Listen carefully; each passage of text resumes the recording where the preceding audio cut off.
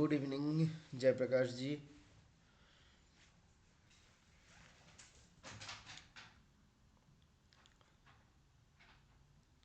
चलिए तो हम लोग स्टार्ट करते हैं। एक्चुअली आज ऑलरेडी हमारा लेट हो चुका है स्टार्ट करने में, है ना। तो कल जहाँ पे हम लोग छोड़े थे आज वहीं से स्टार्ट करेंगे। ये कल हम लोग ख़त्म कर लिए थे, आज हम लोग यहाँ से स्टार्ट करेंगे रिटर्न ऑफ अनडिलीवर्ड आइटम्स। ठीक है, प्रीवियस क्या क्या डिस्कस किए थे अभी हम लोग और उसको दोहराएंगे नहीं। अगर किसी ने पहला क्लास नहीं किए हैं तो आप बाद में भी मैं आप लोगों को लिंक शेयर कर दूंगा, वहाँ से आप क्लास जाके देख सकते हैं। ठीक है, कोई दिक्कत नहीं होगा। ठीक है, चलिए तो हम लोग स्टार्ट करते हैं। क्या क्या बताया जा रहा है, बोला जी रिटर्न ऑफ अनडिलीवर्ड आइटम। कौन सा कंडीशन होगा जिस कंडीशन पे ये आइटम जो है रिटर्न किया जा सकता है। तो बोला जा रहा है an undelivered item will be returned if the addressee refuses. तो पहला ऑप्शन क्या हुआ, जहाँ पे जो एड्रेसी है वो आर्टिकल को रिसीव करने से रिफ्यूज कर देता है, और does not collect it with in the specified time period. जो मान लीजिए बोला गया कि भाई 7 दिन के भीतर तुम आओ और आके ये आर्टिकल जो है उसको एक्सेप्ट करो, तो उन्होंने क्या किया, वो पर्टिकुलर स्पेसिफाइड पीरियड के भीतर हमारे ऑफिस में आए नहीं और आपका वो आर्टिकल को रिसीव नहीं किया, है ना। तो नंबर वन उसने रिफ्यूज कर दिया, दूसरा उन्होंने हमारे ऑफिस से आर्टिकल को स्पेसिफाइड पीरियड में रिसीव नहीं किया, तीसरा addressee has left without information as to the redirection. अब एड्रेस ही ने पोस्ट ऑफिस में कोई इंफॉर्मेशन नहीं दिया कि मैं कहाँ रहूँगा, कहाँ जाऊँगा, क्या करूँगा, उसके बारे में कोई इन्फॉर्मेशन नहीं दिया। कि अगर मेरे पास इन्फॉर्मेशन रहता तो मैं रिडायरेक्ट कर देते, बट क्योंकि मेरे पास इन्फॉर्मेशन नहीं है जिस कारण से मैं उसको रिडायरेक्ट नहीं कर सकता। तीसरा कंडीशन क्या दिया गया, address is deceased with no recipient to accept the item. देखिए खाली एड्रेस ही रिसिप्ट है मतलब आइटम को रिटर्न कर देना है, ऐसा नहीं है। एड्रेस ही अगर डिसीज्ड भी है, अगर उनका कोई रेसिपिएंट रहता है जो उस आइटम को एक्सेप्ट करना चाहता है, तो उनको हम वो आइटम जो है डिलीवरी कर सकते हैं। सर्टेन कंडीशन अवेलेबल है। जब हम लोग पोस्टल मैनुअल वॉल्यूम 6 का पार्ट 1 देखेंगे उस जगह पे और हम लोग इसके बारे में विस्तार से चर्चा करेंगे, है ना। But option is there that अगर उनका कोई रेसिपिएंट रहता है वो एक्सेप्ट कर सकता है आर्टिकल को। ठीक है, ये बात को ध्यान रखना है। अब रिटर्न को कैसे किया जाएगा, रिटर्न प्रोसेस क्या होगा। तो पहली बात बोला गया कि if the sender's name and address is visible, अगर जो भेजने वाला था उनका नाम और एड्रेस जो है वो सही से दिखाई दे रहा है, इफ इट इज विजिबल, तो आइटम क्या करेंगे, हम रिटर्न टू सेंडर कर देंगे, उसके पास भेज देंगे। Otherwise the item will be send to the return letter office. कुछ बताने लायक समझाने लायक इसमें है नहीं। आगे क्या है, प्रूफ ऑफ डिलीवरी। अगर कहीं पे भी देखिए, अभी ये बात सुन लीजिए, मैं मान लीजिए वो थोड़ा सा प्रयास कर रहा हूं कि थोड़ा गियर अप करके इसको जल्द से जल्द इसको खत्म करने का प्रयास कर रहा हूं ताकि बहुत ज़्यादा वक्त इसमें ना लगे। बट कहीं पे भी अगर आप समझ नहीं पाते हैं तो आप हमको बताइएगा। ठीक है, यहाँ पे याद रखना है, पेट जिसका भूख भी उसी को लगता है ना। आपको अपना भूख खुद समझना है। अक्षय जी समझ रहा है कि नहीं, जयप्रकाश नहीं समझेगा, जयप्रकाश समझ रहा है कि नहीं, अक्षय जी नहीं समझेगा, है ना। है ना, तो ये बात को ध्यान रखना है और उसको ध्यान रख के ही आपको क्लास को कंटिन्यू करता है। ठीक है, बचपन में मेरे अंदर बहुत बुरी आदत था, हम भले ही समझे या ना समझे हम इस तरीके से मुंडी हिलाते थे कि सर को लगता था कि इससे अच्छा कोई समझ ही नहीं रहा है। सबसे अच्छा सर को लगता था कि हम ही समझ रहे हैं। और बाद में जाके क्या होता, जब एग्जाम लेता था तब पता चलता था कि हमको कुछ समझ में नहीं आया। तो मैं चाहता हूं कि मेरे जैसा आप में कोई ना रहे जो खाली मुंडी हिलाते रहे, हाँ सर समझे हैं, हाँ समझे हैं, बट एक्चुअल में कुछ नहीं समझे हैं, है ना। ऐसे से काम नहीं चलेगा। तो आपको क्या करना रहेगा, जब भी कहीं पे समझ में नहीं आएगा आप प्लीज़ उसको पब्लिक चैट में मैसेज के रूप में डाल दीजिए, तो हम लोग बीच बीच में उसको डिस्कस कर लेंगे। क्लियर है, चलिए तो आगे बढ़ते हैं हम लोग। क्या बोला जा रहा है, standard remarks on undelivered item. अगर कोई आइटम जो है वो अनडिलीवर्ड रह जाता है तो वहां पे हमको रिमार्क देना रहता है और कुछ स्टैंडर्ड रिमार्क दिया गया उसको हमको ध्यान रखना रहता है। तो पोस्टमैन को वो रिमार्क जो है उस अनडिलीवर्ड आर्टिकल पे देना रहता है। बोला जा रहा था reasons for non delivery shall be recorded by use of standard remark. तो क्यों उस आर्टिकल को हम डिलीवरी नहीं कर पाएंगे वो बताने के लिए कुछ स्टैंडर्ड रिमार्क मेरे पास बनाया हुआ है, उसी रिमार्क के भीतर किसी पर्टिकुलर रिमार्क को हमें फॉलो करना है। An item bearing the official post office mark with these remarks denote as the proof of fact so denoted, है ना। तो यहाँ पे आर्टिकल में हमारा पोस्टमैन जब ये रिमार्क दे देगा तो हम लोग क्या करेंगे, मान लेंगे कि भाई हाँ उन्होंने बोल दिया, मतलब 100% सत्य यहाँ पे आपका बताया गया। Item bearing the official post office mark with this remark, तो एक ऑफिशियल पोस्ट ऑफिस मार्क मतलब क्या हो गया, पोस्ट ऑफिस का डेट स्टैंप हो गया, अब उसके साथ पोस्टमैन का रिमार्क हो गया, तो ये प्रूफ हो जाएगा उस फैक्ट का, जो बंदा जो है हमारे देश में था नहीं था, डिसीज हो गया था, सारा चीज जो है इसी जगह से आपका प्रूव हो जाएगा। The person from whom the item is purported to have come shall be deemed to be the sender, जिसके पास से हमें ये लगेगा कि भाई जिसका नाम उस आर्टिकल पे लिखा हुआ है, हम मान लेंगे वही सेंडर है, unless it is proven otherwise. अगर ये प्रूव हो गया, जो आपका जिसका नाम लिखा हुआ था वो अगर किसी तरीके से साबित कर पाता है कि नहीं सर ये आर्टिकल मैंने नहीं भेजा था बट मेरे नाम देके किसी और ने भेज दिया था, है ना, तो उस जगह पे हम मान लेंगे कि ठीक है चलो तुमने नहीं भेजा। Otherwise unless it is proved that the sender is someone else, हम मान लेंगे जिसका नाम लिखा हुआ है वही बंदा जो है सेंडर है। जिस कारण से देखिएगा फॉरेन पोस्ट के केस में बोला जाता है कि जिसने भेजा और जिसके माध्यम से भेजा दोनों व्यक्ति का आइडेंटिटी प्रूफ लेने के लिए, है ना अक्षय जी, याद करके देखिए कि दोनों व्यक्ति का हमें क्या करना रहता है, आइडेंटिटी प्रूफ लेना रहता है ना। चलिए आगे बढ़ते हैं।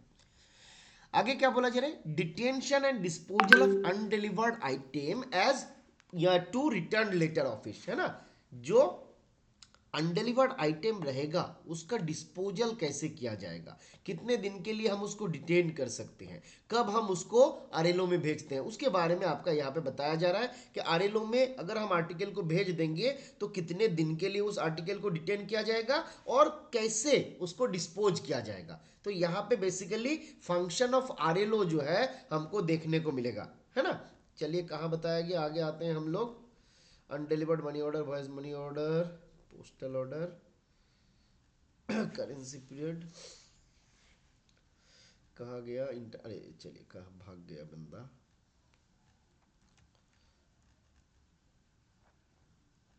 अच्छा हम लोग थोड़ा ज़्यादा दूर चले गए थे ना उसमें। एक मिनट प्लीज़ वेट करिए, एक मिनट।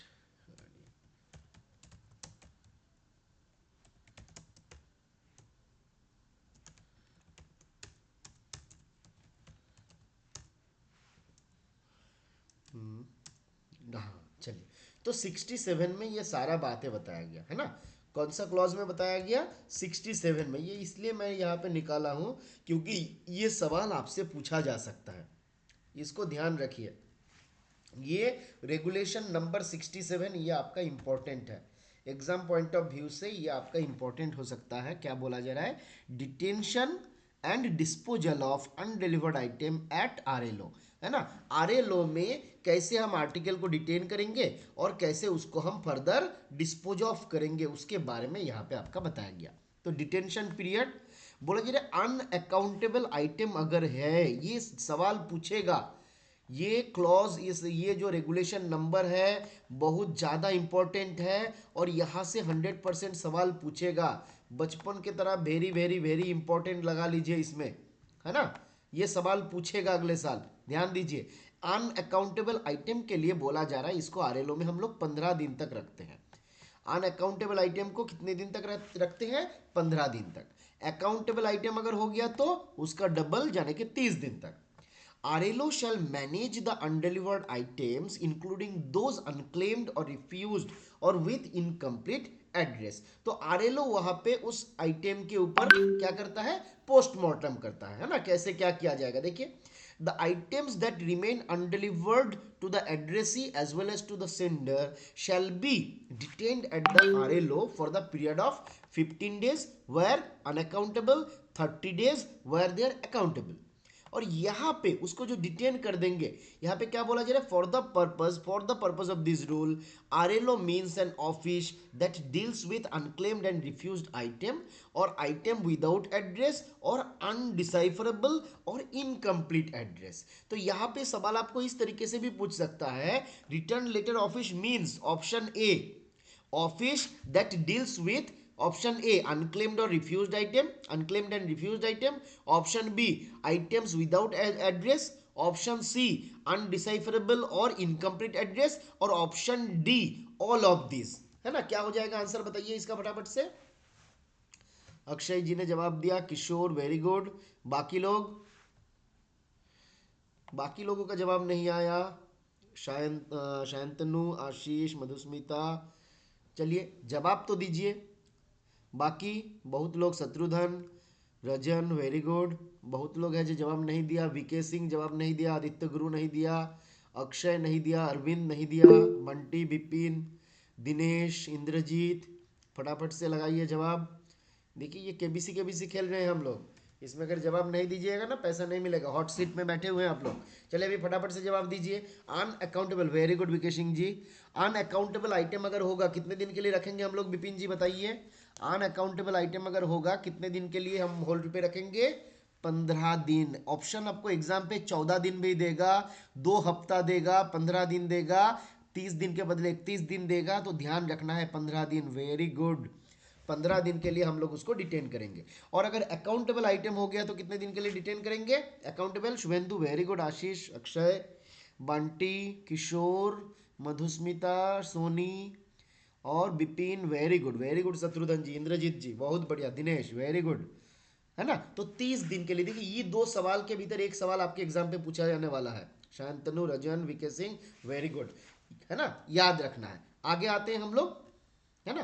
तो यहाँ पे क्या बोला गया, आरएलओ किसको हम बोलते हैं, तो ये unclaimed, refused, without incomplete address, ये सारा आइटम को जो आपका डील करता है। अब आते हैं भाई ये डिस्पोज ऑफ कैसे करेगा, आरएलओ का फंक्शन क्या रहता है, क्या क्या करता है उस आइटम के साथ, उस आर्टिकल के साथ। बोला जा रहा है after the specified detention period undelivered item shall be disposed of in a manner as deemed fit by the head of the circle और हेड ऑफ द रीजन। तो ये डिटेंशन पीरियड खत्म होने के बाद उस अनडिलीवर्ड आइटम को कैसे डील किया जाएगा, कैसे डिस्पोज ऑफ किया जाएगा, ये कौन डिसाइड करेगा, तो भाई हेड ऑफ द सर्किल और हेड ऑफ द रीजन जो है वो डिसाइड करेगा, भाई तुम ऐसे करो या ऐसे करो, है ना। अब कैसे करते हैं, बोला जा रहा है आइटम्स विदाउट इंट्रिंसिक वैल्यू, है ना। मान लीजिए कोई प्रिंटेड पेपर है, हैंड रिटेन पेपर है, उसको बेचने से तो चरन्नी अठन्नी भी नहीं मिलेगा, है ना। तो बोला जा रहा है उसको हम क्या करेंगे, this will be sold as waste paper और डिस्ट्रॉयड, है ना। इसको हम एज वेस्ट पेपर बेच देंगे या फिर उसको हम डिस्ट्रॉय कर देंगे, ठीक है। Magazine, periodicals and newspaper may be used for public purposes as per the regional heads discretion। अब किसी आर्टिकल के भीतर मैगजीन था, पीरियडिकल्स था, न्यूज़पेपर था, भाई हम उसको डिस्ट्रॉय करके क्या फायदा, वेस्ट करके क्या फायदा बेच के, अगर हो सके कि हम ऑफिस में रख लेंगे या फिर किसी और पर्पज से, पब्लिक यूज से, पब्लिक के पर्पज से हम उसको यूज कर सकते हैं, ये रहेगा रीजनल हेड का डिस्क्रिशन, है ना। Item with intrinsic value shall B auction. अब मान लीजिए कोई ऐसा आर्टिकल था जिसके भीतर गोल्ड था या ज्वेलरी था या फिर कुछ और था, है ना, और उस केस में हम क्या करेंगे, उसको ऑक्शन कर देंगे, है ना। Unpaid post card, letter card shall be destroyed immediately. अगर कोई पोस्ट कार्ड या लेटर कार्ड रहता है जो अनपेड होता है, then this will be destroyed immediately, उसको फटाफट हम लोग डिस्ट्रॉय कर देंगे, है ना। तो ये 4 ऑप्शन यहाँ पे आपका दिया गया, यहाँ से भी एक एमसीक्यू सवाल हमारे एग्जाम पे आ सकता है। आगे बढ़ते हैं हम लोग। Nothing shall prevent the immediate destruction of any item deemed necessary for public good. अब कुछ भी हो जाए, है ना, इमीडिएटली कोई आइटम को अगर डिस्ट्रॉय कर देना जनता के हित में है, पब्लिक के हित में है, तो उस करने से हमको कोई नहीं रोक सकता, है ना। आगे बढ़ते हैं हम लोग, यहां तक क्लियर है, इसके भीतर कोई डाउट नहीं है, एक बार बताइए कोई डाउट इसके भीतर। देखिए जहां पे आसान सा जगह रहेगा ना, कोई डाउट नहीं रहेगा, वहां पे आके हम पूछेंगे कोई डाउट है कि नहीं, और जहां पे हमको मालूम है कि आपको डाउट रहेगा वहां पे हम कुछ नहीं बोलेंगे, चुप से निकल जाएंगे। ये सब ट्रिक्स होता है, आप लोग जब पढ़ाइएगा इसको ध्यान में रखिएगा, ठीक है। चलिए, इंद्रजीत ने फॉलो किया, very good Indrajit ji, thank you. चलिए आगे बढ़ते हैं हम लोग। अब validity of intimation for change of address, है ना। हम लोगों को मालूम है डिफरेंट प्रकार का एड्रेसेस इंस्ट्रक्शन होता था। तो बोला जा रहा है अगर एड्रेस किसी को चेंज करना है उसके लिए वैलिडिटी पीरियड क्या रहेगा, है ना। ये आपका टेम्पोररी इंस्ट्रक्शन होता है या परमानेंट इंस्ट्रक्शन होता है? चेंज ऑफ एड्रेस बताइए तो फटाफट से हमको। ये टेम्पोररी इंस्ट्रक्शन होता है या परमानेंट इंस्ट्रक्शन होता है? मान लीजिए मेरा घर राजस्थान में है ना, और हम उसको चेंज करवा के आपका आ गए हैं यूपी में, है ना।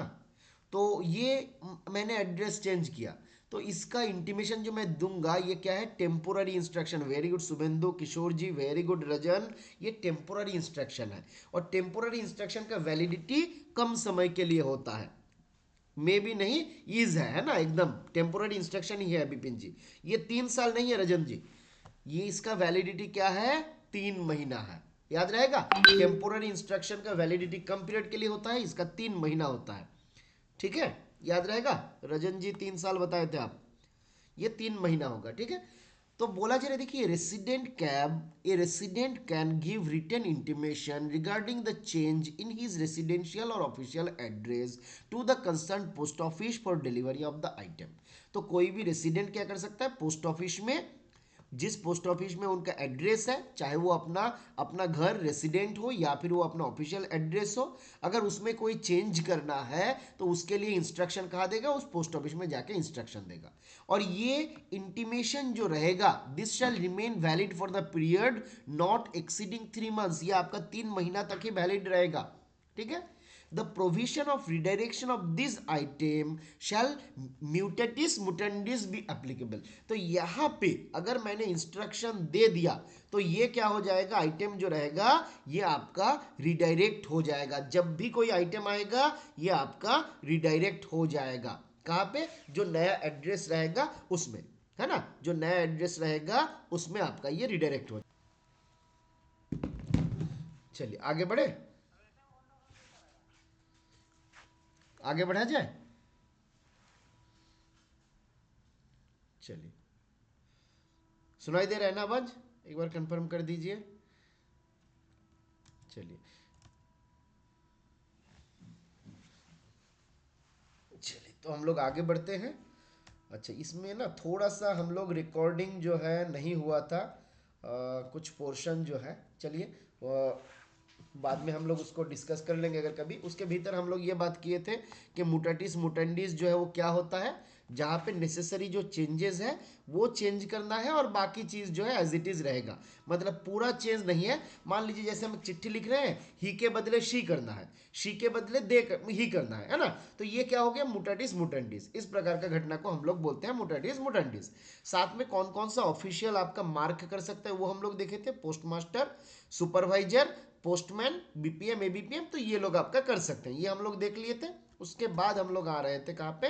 कंपेंसेशन पे, है ना। तो कंपेंसेशन कहाँ पे मिलता है? तो डोमेस्टिक आइटम के बारे में चर्चा कर रहे थे। आइटम अगर लॉस हो गया, डैमेज हो गया, पार्शियल लॉस हो गया या फिर डिले हो गया, है ना, तो उस केस में आपका क्या होता है? कंपेंसेशन जो है दिया जाता है।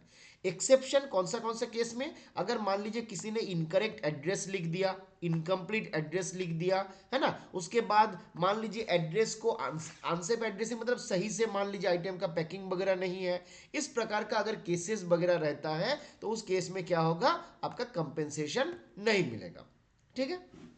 फिर अगला क्या क्या केसेस दिया गया? बोला जी condition required by the regulations are unmet. जो हमारा पोस्ट ऑफिस रेगुलेशन में आपका रिक्वायरमेंट दिया गया, अगर वो फॉलो नहीं होता है, सेटिस्फाई नहीं करता है ना, तो उस जगह पे भी ये हमारा कंपेंसेशन नहीं दिया जाएगा। जैसे जैसे आपका मान लीजिए इनसफिशियंट पोस्टेज है, प्रेजेंस ऑफ प्रोहिबिटेड आइटम्स है, अगर आइटम का पोस्टेज जो है वो अमाउंट आपका नहीं दिया जाएगा, अगर आपका प्रोहिबिटेड आइटम को दिया जाएगा तो उस केस में भी कोई आपका कंपेंसेशन नहीं मिलेगा, है ना। कोई आइटम आपका ऐसा है जिसको मान लीजिए हमारे पोस्ट ऑफिस का जो स्टाफ है या फिर पोस्ट ऑफिस का जो आइटम है उसका कोई सेफ्टी रिस्क रह जाता है ना, हेल्थ का या सेफ्टी का रिस्क रह जाता है, तो वो आइटम के लिए भी हम लोग कंपेंसेशन जो है पे नहीं करेंगे। ये सारा बातें भी हम लोग आपका ले रहे हैं। अनऑक्युपाइड प्रेमिसेस बोल के एक यहाँ पे यूज किया गया, इसका कोई मतलब हमको तो क्लियर नहीं हो रहा है, आप लोग अगर बता सकते हैं तो बताइए। अनऑक्युपाइड प्रेमिसेस इसका मतलब क्या हो रहा है, इसका क्या मतलब हो सकता है? रेफर्स टू रेसिडेंशियल, हाँ। अच्छा अच्छा अच्छा, चलिए, तो ये अनऑक्युपाइड प्रेमिसेस का मतलब क्या हुआ, मान लीजिए आपने एड्रेस दे दिए, ठीक है, बट जो एड्रेस दिए वहां पे बंदा है ही नहीं, है ना। आपने कोई एड्रेस दिए और उस एड्रेस में बंदा है ही नहीं, तो भाई हम डिलीवरी कैसे करेंगे, है ना। तो अनऑक्युपाइड एड्रेस के केस में, अनसेफ एड्रेसिंग के केस में, इनकम्प्लीट इनकरेक्ट एड्रेस अगर रहेगा तो उस केस में, हेल्थ एंड सेफ्टी अगर होता है पोस्ट ऑफिस का आइटम वगैरह का, तो उस केस में आपका क्या होगा, कंपेंसेशन नहीं दिया जाएगा। पोस्ट ऑफिस का रेगुलेशन अगर फॉलो नहीं करेंगे तो भी आपका नहीं दिया जाएगा। The item is undeliverable due to uncontrollable events, कोई ऐसा इवेंट है ना, जिसको हम लोग एक्ट ऑफ गॉड बोलते हैं, है ना। ये हालांकि ये एक्ट ऑफ गॉड नहीं है, ये एक्ट ऑफ टेररिस्ट है ना। तो टेररिज्म के कारण, वेदर कंडीशन बहुत खराब था उस कारण, तो बेसिकली जो मेरे कंट्रोल के बाहर है वो सारा केसेस पे अगर कोई आइटम खराब हो जाता है, जैसे मान लीजिए बाढ़ हो गया, भूकंप हो गया, है ना, इस प्रकार के केस में अगर कोई आइटम खराब हो जाता है तो उस केस में हम लोग कंपेंसेशन पे नहीं करते हैं। क्लियर है। अब आते हैं हम लोग कंपेंसेशन का अमाउंट कितना देना है, तो आपको याद रखना है टेबल 5 ऑफ शेड्यूल 1। देखिए ये याद रखना है, ये सवाल पूछ सकता है आपको कि कंपेंसेशन का अमाउंट कितना होगा, कहां पे बताया गया, फटाफट पब्लिक चैट में लिखिए तो। कंपेंसेशन के अमाउंट कहां पे दिया गया, कहां पे दिया गया, एक बार फटाफट से बताइए पब्लिक चैट में।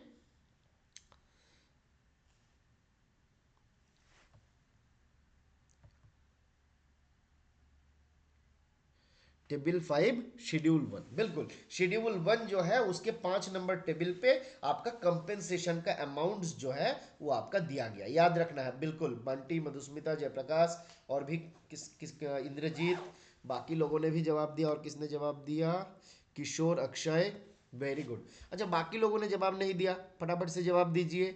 शुभेंदु, सौरभ, सोनी, शत्रुधन, चलिए सोनी का जवाब आया, विपिन का आया, राकेश आज एक भी जवाब नहीं दिया आप।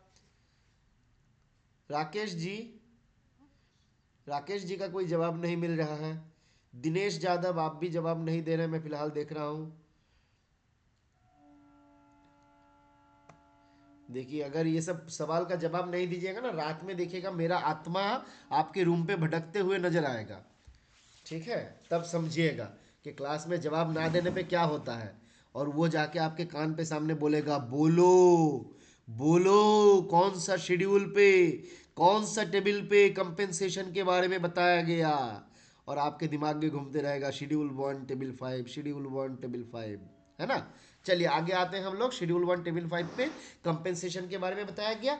डोमेस्टिक आइटम देखे थे, अब डोमेस्टिक के भीतर इंश्योर्ड आइटम जो है, हम लोग अभी इंश्योर्ड आइटम के बारे में देखते हैं क्या बोला जा रहा है। Compensation up to the insured value shall be payable for loss, damage, partial loss, ये सारा केसेस में आपका दिया जाएगा कंपेंसेशन कितना, up to the insured value. ध्यान दीजिए यहां पे सवाल कैसे पूछेगा, यहां पे सवाल आपको इस प्रकार से पूछ सकता है, अमाउंट कितना होगा, equal to insured value, more than insured value, up to insured value, है ना। तो आपको क्या बताना है कि जवाब क्या रहेगा, नन ऑफ दीज भी आ सकता है ना। आंसर क्या हो जाएगा मेरा, up to the insured value, मतलब इंश्योर्ड वैल्यू से ज्यादा तो हम नहीं देंगे। अब डिपेंड करेगा, हम लोग वहां पे देखते हैं कि आइटम का वैल्यू कितना था और इंश्योरेंस कितने का था। अब आइटम का वैल्यू अगर इंश्योर्ड अमाउंट से ज्यादा होता है तो हम लोग इंश्योर्ड वैल्यू जो है वो दे देते हैं, है ना। और वहां पे साथ में देखते हैं अगर पार्शियल लॉस है, मान लीजिए कि 5,000 का सामान जा रहा था, 3,000 का सामान का ही लॉस हुआ, तो 2,000 तो भाई बचा हुआ है ना, 2,000 तो आपका बचा हुआ है, तो वो 2,000 क्यों देंगे, तो इसी कारण से बोला जा रहा है up to the insured value, ठीक है। तो बोला जा रहा है compensation up to the insured value shall be payable for loss, damage, partial loss during transmission by post except in case as specified in administrative instruction from time to time, है ना। तो जैसे पहले हम लोग देखे थे, अनकंट्रोलेबल इवेंट वगैरह अगर रहेगा उस केस में हम लोग नहीं देते हैं, अदरवाइज हम लोग पे करते हैं। The compensation cannot exceed the actual value of lost और डैमेज्ड आइटम। थोड़ी देर पहले हम लोग डिस्कस किए कि कंपेंसेशन का अमाउंट जो है आपका जो लॉस्ट आइटम, जो आइटम खो गया, जो आइटम डैमेज हो गया, उसका जो एक्चुअल वैल्यू है उसको एक्सीड नहीं कर सकता, है ना, उसके अप टू रहेगा, है ना। Full details of the items content and value shall be provided by the centre. अब ये जो आइटम था उसका वैल्यू कितना था, उसका फुल डिटेल्स जो है सेंडर को आपका देना रहेगा। अब आते हैं हम लोग फाइलिंग ऑफ कंप्लेन, कितने दिन में करना है, क्या टाइम फ्रेम रहेगा, है ना, क्लेम का लिमिट। चलिए, बोला जाए कि नॉन रिसिप्ट आइटम अगर डिलीवरी नहीं हुआ है तो बोला जा रहा है complaint for non receipt shall be made between 15 to 16 days after booking. Item delivery हुआ कि नहीं हुआ, regarding the non delivery of item, इसके लिए आपका कंप्लेन करना है कितने दिन के भीतर, बताइए फटाफट पब्लिक चैट में, कितने दिन के भीतर कंप्लेन करेंगे कि आइटम मिला कि नहीं मिला, फटाफट से बताइए पब्लिक चैट में, कितने दिन के भीतर। वेरी गुड किशोर, बाकी लोगों ने जवाब नहीं दिया। चलिए बंटी, शत्रुघ्न, मधुस्मिता, 15 से 60 दिन, 15 से 60 दिन इंद्रजीत जी, 15 से 60 दिन, है ना। मतलब 15 से 60 क्यों बोला जा रहा है, मान लीजिए आज मैंने आर्टिकल बुक किया और कल आके कंप्लेन किया, क्या हुआ सर, मैंने तो आर्टिकल बुक किया था पर आपका आर्टिकल डिलीवरी हुआ नहीं, है ना। तो भाई ये नहीं चलेगा, तुम एटलीस्ट 15 दिन वेट करो, उसके बाद आके कंप्लेन करो। तो वही बोला जा रहा है मेड बिटवीन 15 एंड 60 डेज, 15 से लेके 60 दिन के भीतर आपको आके कंप्लेन करना है। डैमेज और लॉस अगर होता है तो क्या करना है, बोला जाए कंप्लेन फॉर डैमेज और loss shall be filed with in 2 days of receiving of item. देखिए ये हम भी नहीं जानते थे, हमारा जो सेब खो गया था 5 किलो 6 किलो सेब, उसके लिए हमको कंप्लेन करना था कितने दिन के भीतर, 2 दिन के भीतर from the receiving of item, याद रहेगा, इसको भूलना नहीं है ना। 2 दिन के भीतर हमको कंप्लेन करना है अबाउट द लॉस और डैमेज। क्लेम लिमिटेशन क्या बोल रहा है, बोला जी no claims for compensation shall be accepted if filed more than 60 days after posting.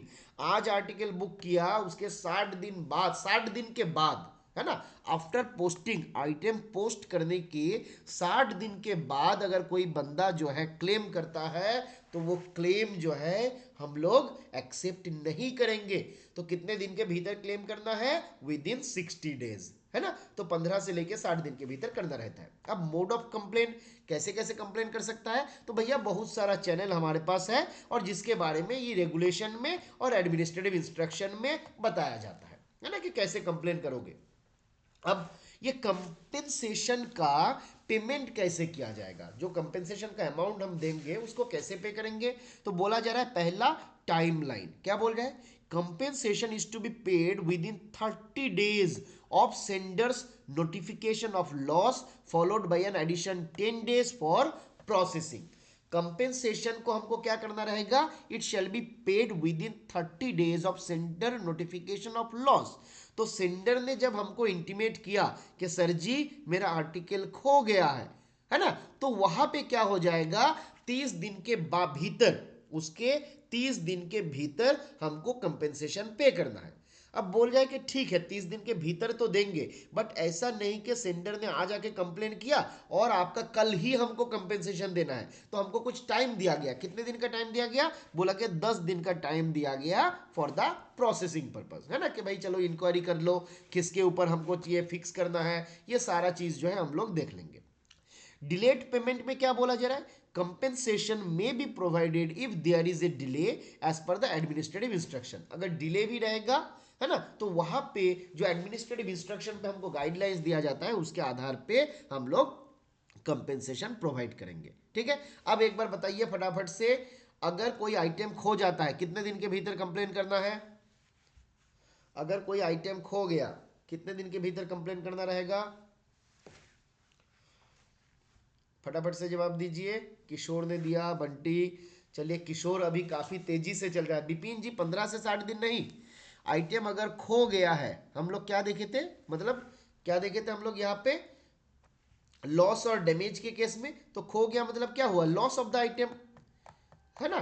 Item अगर खो गया है तो वहां पे कितने दिन के भीतर हमको कंप्लेन करना है, 2 डेज, है ना, 2 दिन के भीतर। 1 मिनट प्लीज वेट करिए।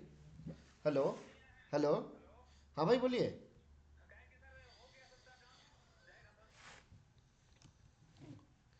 चलिए आगे बढ़ते हैं। आज हम ऐसे ही लेट से शुरू किए हम लोग, और फिर एक के बाद एक कॉल आते जा रहा है। हमको ना पर्सनली बड़ा वीआईपी वीआईपी महसूस होता है जब इतना कॉल आता है।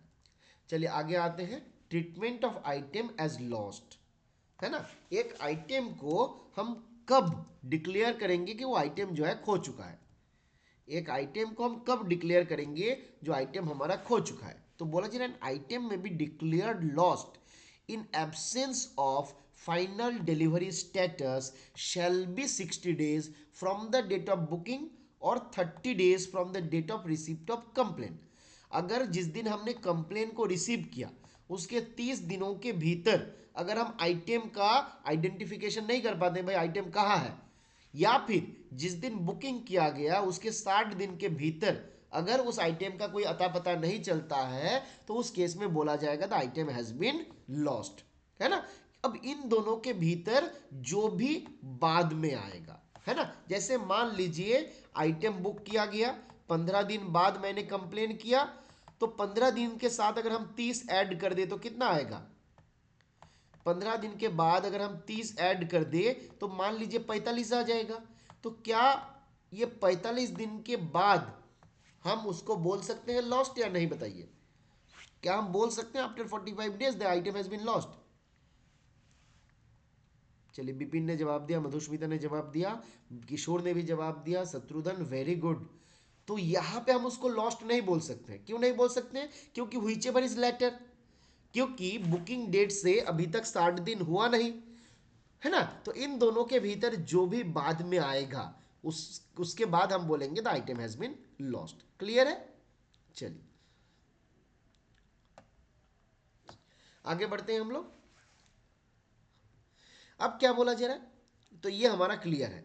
Compensation for declared lost item. अब एक आइटम को हमारे डिपार्टमेंट ने क्या कर दिया, लॉस्ट डिक्लेयर कर दिया कि भाई इसका कुछ हो नहीं सकता, आइटम हैज बीन लॉस्ट। बोला जी compensation for lost item shall be paid within 10 days of the item been officially declared lost. जिस दिन आपका हम डिक्लेरेशन दे देंगे ना कि आइटम जो है खो चुका है, उसके बाद within 10 days you have to pay the compensation, है ना। क्यों यहाँ पे 10 दिन के भीतर आपको कंपेंसेशन का अमाउंट जो है पे करना रहेगा, ठीक है। क्लेम के लिए क्या क्या रिक्वायरमेंट है, तो बोला जा रहा है भैया जी आपको प्रूफ का बुकिंग का प्रूफ देना रहेगा। You have to provide the valid proof of the booking. साथ में क्या देना रहेगा, a written request shall be submitted by the sender और addressee to claim the compensation. देखिए यहां पे सवाल आता है दिमाग में, भाई कंप्लेन कौन कौन कर सकता है, क्लेम कौन कौन कर सकता है।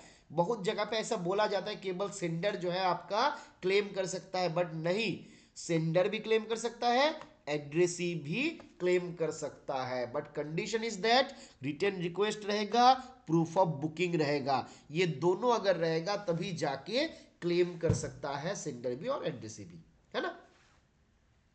उसके बाद मान लीजिए वो नहीं रहेगा तो भी अगर डिपार्टमेंट ने आपका एक्सेप्ट कर लिया तो ठीक है, हो जाएगा, है ना।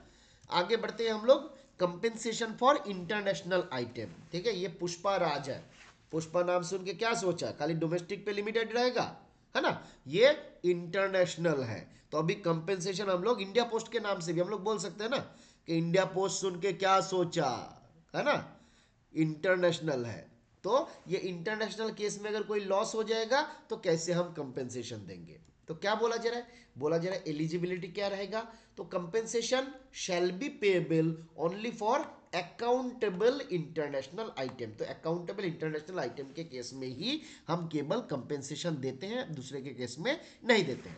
एक्सेप्शन कब नहीं दिया जाएगा, तो बोला जा रहा है no compensation if undeliverable due to incomplete incorrect address unsafe location और डिलीवरी इम्पेडिमेंट्स, है ना। तो अगर आपने एड्रेस का लोकेशन जो है वो गलत दे दिए या फिर इनकम्प्लीट दे दिए, है ना, या फिर डिलीवरी लोकेशन पे हम गए और देखे कि वहां पे बंदा है ही नहीं। ये इम्पेडिमेंट्स का मतलब क्या होता है, कोई बताएगा हमको। इम्पेडिमेंट्स मीनिंग, डिलीवरी इम्पेडिमेंट्स एक टर्म यूज किया गया। इम्पेडिमेंट्स का मतलब आपका ऑब्स्टेकल, हिंडरेंस, बैरियर, है ना। मान लीजिए हम गए किसी के घर पे डिलीवरी करने के लिए, अब उधर जाके कोई आया और बोला भाई इधर डिलीवरी नहीं करने का, सीधा इधर डिलीवरी करने का ना, इधर ही ठोक देगा पूरा, है ना। तो भाई हम क्या करेंगे? अब मान लीजिए बांग्लादेश में बहुत सारा दिक्कत हो रहा है, हम गए हमारा डिलीवरी करने के लिए और उधर आके बोला कि भाई नहीं इधर डिलीवरी करने देंगे नहीं।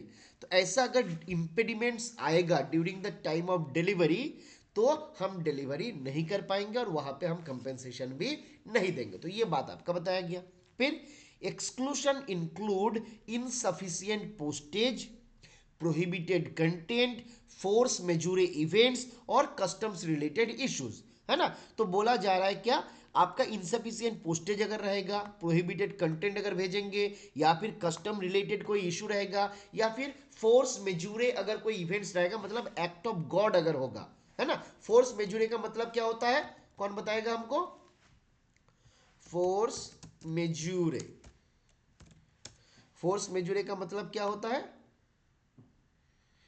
देखिए फोर्स मेजोरे का मतलब क्या होता है? अनप्रेडिक्टेबल इवेंट, है ना। अनप्रेडिक्टेबल इवेंट, उसको हम लोग क्या बोलते हैं? फोर्स मेजोरे, मतलब एक्ट ऑफ गॉड भी हम जिसको बोल सकते हैं कि भाई हमको पता तो था नहीं ऐसा होगा, है ना। Superior force, act of God, act beyond reasonable control. तो जहां पे हमारा कंट्रोल नहीं रहता है उस एक्ट के ऊपर, तो उसको हम लोग बोलते हैं फोर्स मेजूरे, है ना। तो ये अगर हो जाएगा तो वहां पे भी हम आपको कंपेंसेशन नहीं देंगे। फिर क्या बोला जा रहा है? रजिस्टर्ड बल्क बैग, देखिए registered bulk bag, M bag and item seized और lost due to sender negligence. अगर कोई बल्क बैग में या एम बैग में, यहां से ये भी सवाल पूछा जाता है बल्क बैग को और किस नाम से जाना जाता है, तो एम बैग से, एम बैग नाम से जाना जाता है, ठीक है। तो अगर किसी बंदा ने बल्क बैग भेजा और उसका जो आइटम था सीज हो गया, या फिर सेंडर के गलती से आइटम खो गया, या फिर वो कोई फ्रॉड कर रहा था, या फिर कोई ऐसा इम्प्रैक्टिकल सर्कमस्टेंसेस था जिसमें हम कुछ कर नहीं सकते, तो उस जगह पे भी कंपेंसेशन जो है नहीं मिलेगा। अब कंपेंसेशन अमाउंट कितना मिलेगा ये कहाँ पे बताया गया? तो बोल रहा है कि ये शेड्यूल 3 का टेबल 9 पे बताया गया। तो डोमेस्टिक के केस में कंपेंसेशन कहाँ पे देखे थे हम लोग, बताइए। डोमेस्टिक के केस में कंपेंसेशन कहां पे था? बिल्कुल, डोमेस्टिक के केस में 6 में था, है ना, मतलब 5 के 1 में। शेड्यूल 1 के टेबल 5 में था। वेरी गुड किशोर जी, शेड्यूल 1 के टेबल 5 में था। और यहां पे कहां पे है? यहां पे है शेड्यूल 9 के टेबल 3 में। तो 9 और 3 कितना होता है? 12। 9 और 3 कितना होता है? 12। 5 और 1 होता है 6, तो 6 का डबल होता है 12। इंटरनेशनल में है 12 और आपका डोमेस्टिक में है 6। तो डोमेस्टिक में शेड्यूल 1 का टेबल 5 में, और इंटरनेशनल में शेड्यूल 3 के टेबल 9 में। ये दोनों एटलीस्ट याद कर लीजिएगा, ठीक है। ये दोनों सवाल पूछा जा सकता है। मेरे अंतरात्मा से ये आवाज आ रहा है दोस्तों कि कभी भी ये सवाल पूछा जा सकता है, ठीक है। आगे बढ़ा जाए, आगे बढ़ा जाए कि नहीं बताइए फटाफट से। चलिए और थोड़ा सा कंप्लीट कर लेते हैं यहां तक इसको, आगे बढ़े ना। एक बार फटाफट से बताइए। चलिए किशोर जी ने थम्स अप किया, 2 गो थम्स अप अकेले दिया, बाकी लोगों ने हाँ, अक्षय, शत्रुघ्न, विपिन। चलिए चलिए तो आगे बढ़ते हैं हम लोग। अब क्या बोला जा रहा है? कंप्लेन कैसे किया जाएगा इंटरनेशनल आइटम के लिए, टाइम फ्रेम क्या होगा? तो बोला जा रहा है डैमेज, पार्शियली लॉस और थेफ्ट। इस केस में डैमेज्ड आइटम, पार्शियली लॉस्ट और थेफ्ट आइटम के केस में बोल रहा है 24 घंटे के भीतर कंप्लेन करो। डोमेस्टिक के केस में कितना था, याद याद करके बताइए। डोमेस्टिक के केस में ये आपका लॉस वगैरह ये सब केस में कितने समय के भीतर करना रहता था? 2 दिन, है ना। तो वहां पे डोमेस्टिक में हम डबल टाइम दे रहे थे, इंटरनेशनल में आधा कर दिए। वहां पे 2 दिन था, यहाँ पे 1 दिन, है ना। वहां पे 48 घंटा मतलब 2 दिन, यहाँ पे आपका 24 घंटा, याद रखना रहेगा। फिर नॉन रिसिप्ट, अगर आइटम डिलीवरी नहीं हो रहा है, क्या हो रहा है? बोला जा रहा है पार्सल रजिस्टर्ड इंश्योर्ड आइटम के केस में with in 6 month of posting. International के केस में पोस्टिंग से 6 महीने के भीतर आपको क्या करना है? आपको कंप्लेन जो है फाइल करना है, याद रहेगा। इंटरनेशनल के केस में क्या करना है? विद इन 6 मंथ आपको कंप्लेन फाइल करना है। यही डोमेस्टिक के केस में कितने दिन के भीतर था बताइए? डोमेस्टिक के केस में आपको 60 दिन के भीतर, 15 से 60 दिन के भीतर आपको कंप्लेन फाइल करना था। Express mail service speed post EMS के केस में कितने दिन के भीतर करना है? तो 4 महीने के भीतर करना है ना। तो देखिए यहाँ पे ये 6 से 4 अगर माइनस कर देते हैं तो 2 होता है, और वहां पे हम लोग ये 2 महीना यानी कि 60 दिन के भीतर ही कंप्लेन करते थे, है ना। तो वहां पे आपका 60 दिन के भीतर करना होता था, और यहाँ पे आपका एक्सप्रेस में 4 महीना, और आपका अदर पार्सल रजिस्टर्ड इंश्योर्ड के केस में 6 महीना। लिमिटेशन तो बोला जाए no claim shall be accepted after timeline specified above. तो ये जो 6 महीना या 4 महीने का टाइमलाइन दिया गया, इसके बाद कोई एप्लीकेशन को आपका एक्सेप्ट नहीं किया जाएगा, ये बताया गया हमारे यहाँ पे। फिर no compensation in certain case, कौन सा केसेस में नहीं मिलेगा? तो सेम चीज है जो हमारा डोमेस्टिक के केस में था, यहाँ पे भी अगर नेग्लिजेंस रहता है किसका? सेंडर का, सेंडर की तरफ से कोई फॉल्ट था, कोई फ्रॉड आपका हुआ है ना, इनएडिक्वेट पैकेजिंग अगर हुआ है, पैकेजिंग सही से नहीं किया गया, फोर्स मेजूरे इवेंट, है ना। तो ये सारा केस में आपका फोर्स मेजूरे को यहाँ पे अलग से डिफाइन किया गया भाई, मतलब तो वो है नहीं फोर्स मेज्यूरे।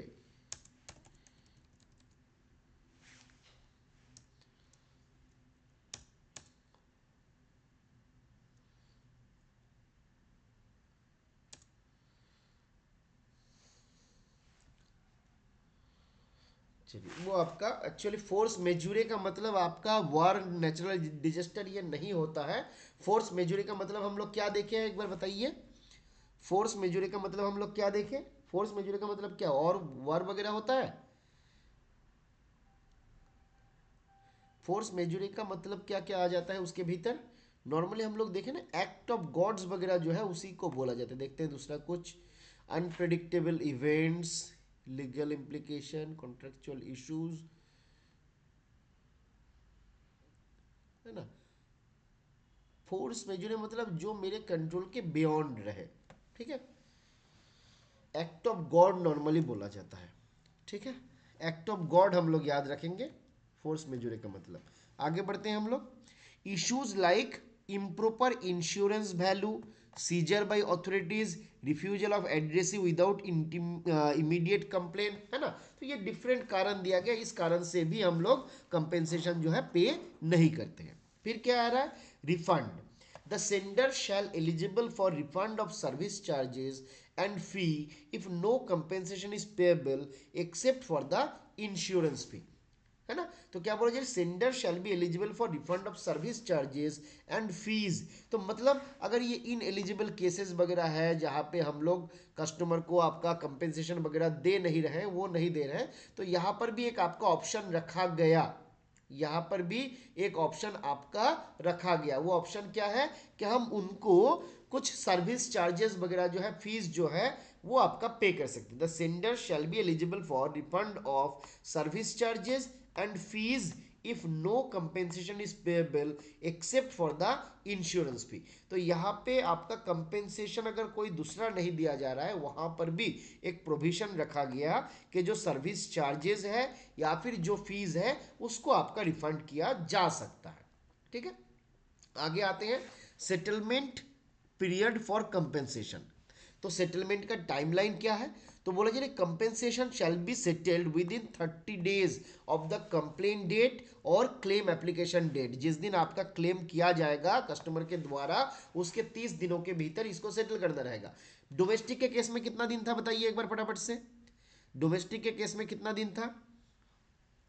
डोमेस्टिक के केस में कितना दिन में सेटल करना रहता था? 10 दिन था किशोर जी, एक बार सोच के बताइए।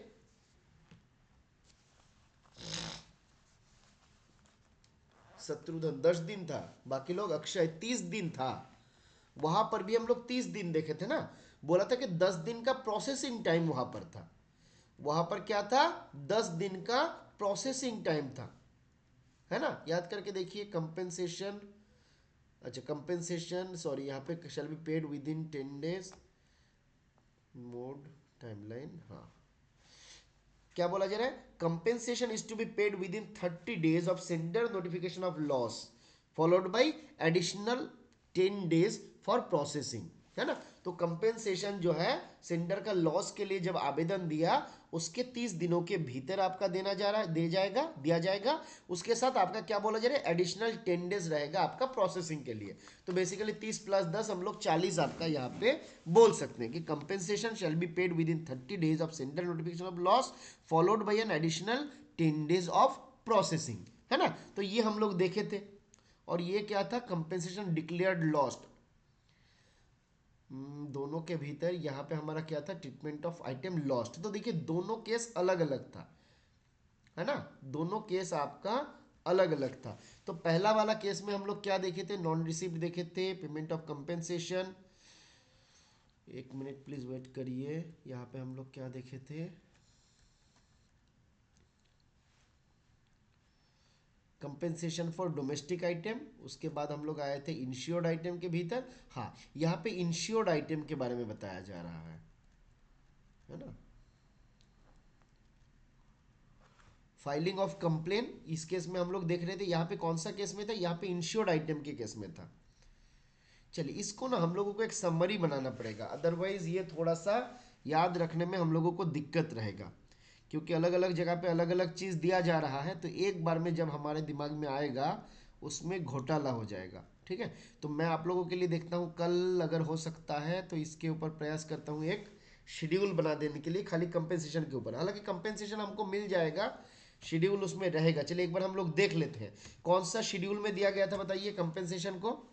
डोमेस्टिक के केस में कंपेंसेशन कहाँ पे दिया जाएगा, बिल्कुल 30 प्लस 10। डोमेस्टिक के केस में कंपेंसेशन कौन सा शेड्यूल में था, शेड्यूल शेड्यूल 1 का, है ना, टेबल 5 में। तो हम लोग यहाँ पे अगर शेड्यूल 1 देख लेते हैं, शेड्यूल 1, तो आजा भाई शेड्यूल 1, ये तो बहुत सारा था। हाँ, तो यहाँ पे हमारा शेड्यूल 1 का टेबल 5, चलिए यहाँ पे हमारा कर दिया गया है ना। तो चलिए चार्ट ऑलरेडी हमको बना दिया गया है। अच्छा, चार्जेस यहाँ पे दिया गया है स्पीड पोस्ट के केस में, डोमेस्टिक वगैरह, रजिस्टर्ड आइटम। अच्छा, यहाँ पे खाली चार्जेस दिया हुआ है, बाकी दूसरा और कुछ है नहीं, है ना। तो चार्जेस जो पहले भी था अभी भी वही है। तो हम लोगों को उसका समरी करवाना पड़ेगा, ठीक है। चलिए मैं इसका समरी करके आप लोगों को दे दूंगा ताकि आप लोगों को दिक्कत ना हो, ठीक है। इसको लेके ज़्यादा टेंशन करने का नहीं है, पहले हम लोग समझ लेते हैं। उसके बाद डिलेड सेटलमेंट, तो सेटलमेंट का टाइम पीरियड हम लोग देखें कितने दिन के भीतर यहाँ पे होगा। यहाँ पे आपका 30 दिनों के भीतर करने के लिए बोला गया इंटरनेशनल के केस में। Delayed settlement, the compensation shall be payable in event of any delay for reasons to be recorded in writing as specified by administrative instruction. तो compensation shall be payable in the event of any delay for reasons to be recorded in writing as specified by the administrative instruction. तो अगर settlement में कभी delay हो जाता है तो उसके लिए भी आपका कंपेंसेशन देना पड़ेगा हमें कस्टमर को। तो सेटलमेंट में भी अगर डिले होता है तो उसके लिए भी कंपेंसेशन दिया जाएगा, जिसके बारे में एडमिनिस्ट्रेटिव इंस्ट्रक्शन पे गाइडलाइंस दिया जाएगा कि कौन सा पीरियड के लिए क्या डिले आपका होगा और आपका क्या कंपेंसेशन दिया जाएगा। उसके बाद आता है क्लेम का रिक्वायरमेंट। यहाँ पे भी जैसे पहले हम लोग देखे थे, सेंडर और एड्रेसी दोनों आपका कंप्लेन कर सकता है। इसके लिए बुकिंग का प्रूफ देना रहेगा और साथ में एक फॉर्मल रिक्वेस्ट उनको देना रहेगा, रिटन रिक्वेस्ट एक आपका देना रहेगा। अब आते हैं हम लोग उसके बाद कि कंपेंसेशन को कैसे पे किया जाएगा, कंप्लेन कैसे किया जाएगा। तो यहाँ पे बोला जा रहा है सेंडर और एड्रेसी में make complain through following means. कैसे कैसे कंप्लेन कर सकता है, तो कंप्लेन एंड सजेशन बुक के थ्रू आपका पोस्ट ऑफिस का कंप्लेन कर सकता है। फॉर्म नंबर बताइए एक बार कंप्लेन सजेशन बुक का, फॉर्म नंबर एक बार बताइए, कंप्लेन सजेशन बुक का क्या था फॉर्म नंबर,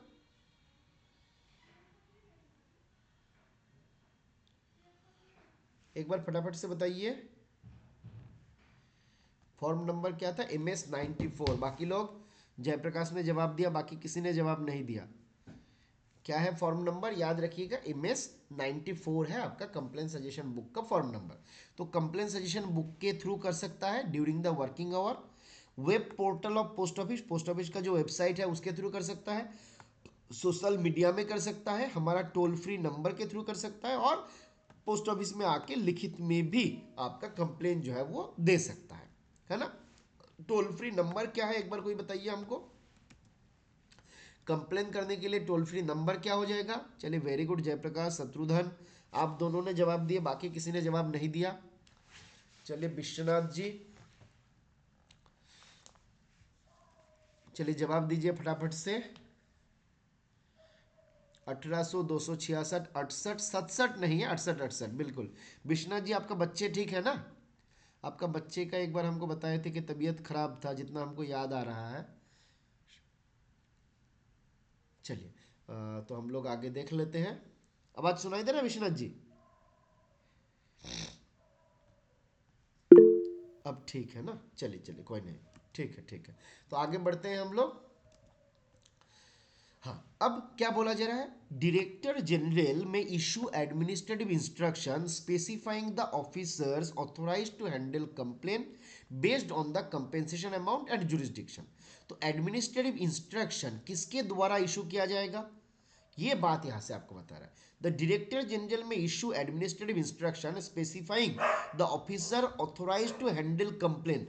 कोई कंप्लेन को कौन हैंडल करेगा, है ना, और उसके बाद कंपेंसेशन का अमाउंट क्या रहेगा, उन ऑफिसर का जुरिस्डिक्शन क्या रहेगा, इसके बारे में एडमिनिस्ट्रेटिव इंस्ट्रक्शन जो है वो इशू किया जाएगा किसके द्वारा? डायरेक्टर जनरल के द्वारा, यानी कि डीजी पोस्ट के द्वारा। Complaints are to be reviewed with a formal decision recorded in writing ensuring the fair hearing opportunity for complain. तो जब भी आपका कंप्लेन होगा तो उसके ऊपर जो डिसीजन होंगे वो आपका रिकॉर्डेड होंगे, जहां पे कंप्लेनेंट को अपॉर्चुनिटी दिया जाएगा to be heard in person, उनके बारे में सुना जाएगा, अपॉर्चुनिटी दिया जाएगा, उसके बाद जाके डिसीजन दिया जाएगा। सस्पेंशन और रेस्ट्रिक्शन ऑफ ट्रांसमिशन। तो बोला जा रहा है हेड ऑफ द सर्किल और रीजनल हेड में सस्पेंड और restrict the acceptance and dispatch of specific types और classes of item at any post office within their jurisdiction. तो किसी भी आइटम का कब हम उसको सस्पेंड करेंगे, कब उसको रेस्ट्रिक्ट करेंगे, इस मामले में ऑर्डर जो है सर्किल हेड के द्वारा या फिर रीजनल हेड के द्वारा दिया जाएगा, उनके अपने अपने जुरिस्डिक्शन के लिए, अपने अपने क्षेत्र के लिए। Handling of counterfeit currency. तो बोला जा रहा है counterfeit currency received by post office for any purpose shall be dealt with the manner mentioned under the instruction and guidelines related to the detection and impounding of counterfeit currency issued by Reserve Bank of India और the ministry of finance. तो ministry of finance से या फिर reserve Bank of India से जो आपका direction दिया गया, जो गाइडलाइंस दिया गया, अगर कभी भी काउंटरफिट मतलब जाली वाला कोई पैसा अगर पोस्ट ऑफिस में रिसीव्ड होता है तो उस डायरेक्शन के आधार पे, वहां पे दिया गया इंस्ट्रक्शन और गाइडलाइन के आधार पे हम उसको डील करेंगे। तो ये बात हमारा बताया गया यहाँ पे। तो आज हम लोग यहाँ तक ही समाप्त करेंगे, है ना। अगले क्लास में, कल के क्लास में हम लोग क्या करेंगे, डोमेस्टिक आइटम के बारे में देखेंगे, है ना। तो ये वाला आप लोगों को और ज़्यादा इजी लगेगा और इंटरेस्टिंग लगेगा मुझे लगता है ना। तो आज यहाँ पे समाप्त किया जाए, बताइए एक बार फटाफट से, समाप्त किया जाए। चलिए चलिए बंटी, शत्रुघ्न जी, जयप्रकाश जी, पीडीएफ तो ऑलरेडी भेजा हुआ है इसका भाई ग्रुप में जयप्रकाश जी, फिर भी चलिए हम लोग एक बार दोबारा इसको भेज देंगे, ठीक है। चलिए तो good night to all of you.